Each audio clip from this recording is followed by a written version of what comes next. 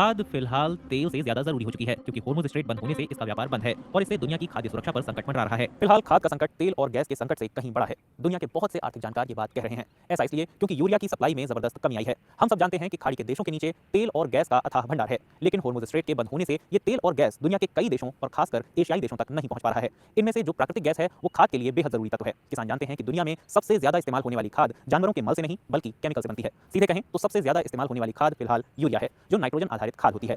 दरअसल Iran, Saudi अरब, Qatar, UAE और Bahrain मिलकर दुनिया की एक तिहाई से ज्यादा यूरिया और एक चौथाई अमोनिया की आपूर्ति करते हैं। ये खाद के वही मुख्य तत्व हैं जो दुनिया के करीब आधे खाद्य उत्पादन में अहम भूमिका निभाते हैं। अकेला ईरान दुनिया की 10% यूरिया का उत्पादन करता है। विशेषज्ञ इसे फर्टिलाइजर शॉक कह रहे हैं और इस शॉक की टाइमिंग बहुत खराब है। उत्तरी गोलार्ध के किसान अभी वसंत के मौसम की बुआई की तैयारी में हैं, यानी ठीक ऐसा वक्त जब उन्हें खाद की सबसे ज्यादा जरूरत होती है। अभी जिन देशों को प्राथमिकता मिलनी चाहिए वो हैं श्रीलंका, जहां महा चावल का मौसम है, बांग्लादेश जहां बोरो चावल का मौसम है। भारत खुशकिस्मत है, उसके पास घरेलू फर्टिलाइजर प्लांट है जो क्षमता के करीब 60% पर चल रहे थे और 2 दिन पहले फिर खुले हैं।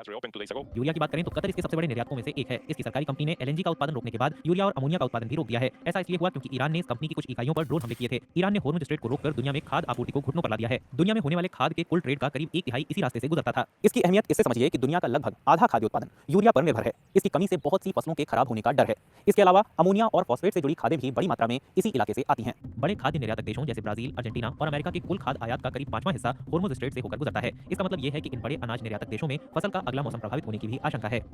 भारत दुनिया का दूसरा सबसे बड़ा खाद उपभोक्ता है। ये अपनी जरूरत का करीब 40% यूरिया और फॉस्फेट आधारित खाद खाड़ी के देशों से खरीदता है। वहीं अमेरिका में टैरिफ पहले ही खाने पीने की चीजों के दाम बढ़ा चुके हैं। अमेरिका वैसे तो दुनिया का बड़ा खाद उत्पादक है, लेकिन उसकी जरूरतें भी उतनी ही ज्यादा हैं। इसलिए बड़ा उत्पादक होने के बाद भी उसे अपनी जरूरत का बहुत सा यूरिया और अमोनिया आयात करना पड़ता है। और टैरिफों को लेकर डोनाल्ड ट्रंप के हाल फिलहाल के फैसलों के चलते वहां के किसान भी खाद नहीं खरीद सके थे। अब मक्का जैसी फसलों की बुआई से ठीक पहले ये किसान महंगी खाद खरीदने को मजबूर हैं। कई किसानों का कहना है कि इस महंगाई के चलते इस साल उन्हें खेती में मुनाफा नहीं नुकसान होगा। जब खाद इतनी महंगी हो जाती है तो किसान कम खाद खरीदते हैं। कम खाद का मतलब है कम पैदावार और कम पैदावार का मतलब है खाने पीने की चीजों के दाम बढ़ना। वहीं भारत में भी किसान चिंतित हैं, लेकिन सरकार ने आश्वासन दिया है कि खेती के अगले सीजन के लिए भारत के पास यूरिया के पर्याप्त भंडार मौजूद हैं। हालांकि फिर भी कई किसान बाजार से यूरिया खरीदने में मुश्किलों का सामना कर रहे हैं। साथ ही भारत में यूरिया उत्पादन करने वाली कुछ इकाइयां बंद भी करनी पड़ी हैं क्योंकि इनके लिए जरूरी कच्चा माल यानी गैस उपलब्ध नहीं हो पा रही है। सरकार को भी मैं ये कहूंगा भाई इस चीज का पहले से इंतजाम करके रखे, वरना खाद संकट का मतलब है खाद्य संकट, खाद्य संकट। अगर खाद नहीं होगा, फसल अच्छी नहीं होगी, फसल अच्छी नहीं होगी तो पैदावार कम होगी, तो अपना खाद्य संकट खड़ा हो जाएगा। इन गैसों को अन्य ज्यादा जरूरी उद्योगों की ओर भेजना पड़ा है। यूरिया के दामों में अधिकतम 50%, अमोनिया के दामों में 20% और फॉस्फेट के दामों में करीब 50% की बढ़ोतरी हो सकती है। यानी कि फसल उगाना महंगा होना तय है, लेकिन किसानों पर दोहरी मार पड़ रही है। प्राकृतिक गैस नाइट्रोजन फर्टिलाइजर के लिए प्राथमिक तत्व होती है, इसलिए इसके दामों में साल 2026 के पहले 6 महीनों में ही 20 से 50% की जबरदस्त बढ़ोतरी हो सकती है। इसका मतलब किसानों के गले में दोहरा फंदा, उन्हें और भी ज्यादा महंगी खाद मिल रही है। फिर ईंधन के दाम भी बढ़े हुए हैं। ये ईंधन तो बाजार में मिलने वाली चीजों को हर स्तर पर उगाने बनाने में काम आता है। दुनिया अन्य आपूर्तिकर्ताओं की तलाश में है। सबसे अहम विकल्प है चीन, लेकिन चीन ने पिछले साल अपने किसानों की रक्षा के लिए खाद निर्यात पर पाबंदी लगा दी थी। रूस ने भी ऐसा ही किया है। इससे दुनिया के पास विकल्प और भी कम हो गए हैं। फिर चीन भी उतनी खाद नहीं बना पा रहा जितनी वो आम दिनों में बनाता है, क्योंकि खाद बनाने के लिए जिस सल्फर की उसे जरूरत है वो काफी हद तक होर्मुज स्ट्रेट के पश्चिम में बसे देशों से आता है।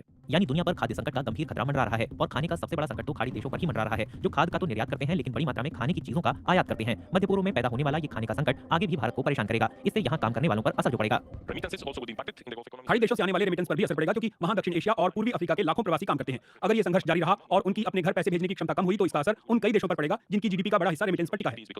यानी भारत से जाकर खाड़ी देशों में कमाने वालों पर भी असर पड़ेगा और भारत को आने वाले रेमिटेंस पर भी, और ये खतरा बहुत सी अन्य चीजों को भी प्रभावित करेगा। ऐसे में पहले से ही कमाई के मामले में कमजोर भारतीय किसानों पर एक और बड़ा बोझ आने वाला है। वहीं उपभोक्ताओं को भी महंगाई के लिए कमर कस लेनी चाहिए। एक और खाद और दूसरी ओर ईंधन की महंगाई खाने की चीजों के दाम बहुत तेजी से बढ़ा सकती है और इसका खर्च अंत में आम उपभोक्ताओं को ही चुकाना होगा। आप निकट भविष्य में किन चीजों के दाम बढ़ते देख रहे हैं बताइएगा कमेंट बॉक्स में। हम जल्द मिलेंगे फिर।